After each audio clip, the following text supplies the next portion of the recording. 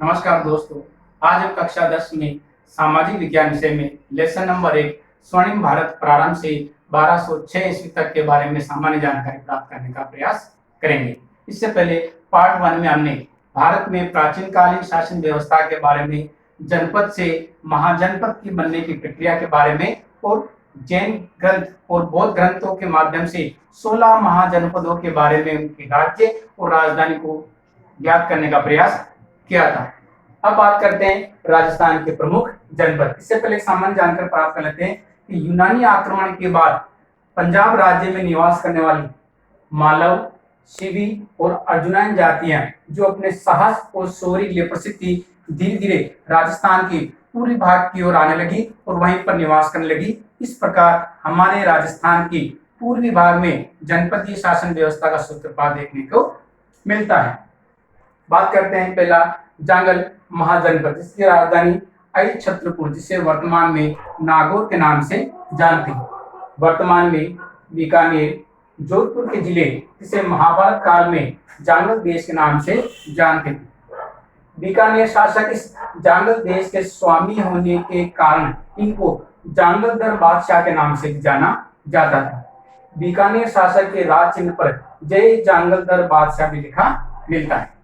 बात करते हैं दूसरा जनपद मत्स्य जनपद, जिसकी राजधानी विराटनगर, जिसे कहीं कहीं बेराट भी कहा जाता है। जयपुर के आसपास का क्षेत्र मत्स्य महाजनपद के नाम से जाना जाता है। मत्स्य जनपद प्रारंभ में चेदी राज्य और बाद में मगध साम्राज्य का एक अंग बन गया। बात करते हैं तीसरा जनपद सूरसेन, जिसकी राजधानी मथुरा थी। आधुनिक ब्रज में यह महाजनपद था। भरतपुर, धौलपुर, करौली के अधिकांश क्षेत्र में यह क्षेत्र विस्तृत था। यूनानी लेखक इसे सूरसेनोई और इसकी राजधानी को मेथोरा के नाम से संबोधित करते थे। वासुदेव पुत्र श्री कृष्ण भगवान का संबंध भी इसी सूरसेन मथुरा से था। बात करते हैं चौथा जनपद शिवी, जिसे शिवपुरी और जिसकी राजधानी को हम नगरी के नाम से जानते हैं। वर्तमान में पाकिस्तान के शोरकोट नामक स्थान से इसकी चर्चा की जाती है। कालांतर में दक्षिणी पंजाब की शिवी जाति यहाँ पर निवास करने लगी थी। चित्तौड़गढ़ के पास नगरी क्षेत्र इस क्षेत्र की राजधानी नाम से जाना जाता था। अब बात कर लेते हैं इस महाजनपदीय शासन व्यवस्था को कुछ राजनीतिक संस्था चलाने का प्रयास करती। उस राजनीतिक संस्था को हम संस्थागार के नाम से जानते थे। जनपदों की सबसे बड़ी संस्था को संस्थागार, जिसके निर्धारित सदस्य किसी भी विषय पर विचार विमर्श करते थे, उस विचार विमर्श की प्रक्रिया को अन्योन्य विरोध के नाम से जाना जाता था।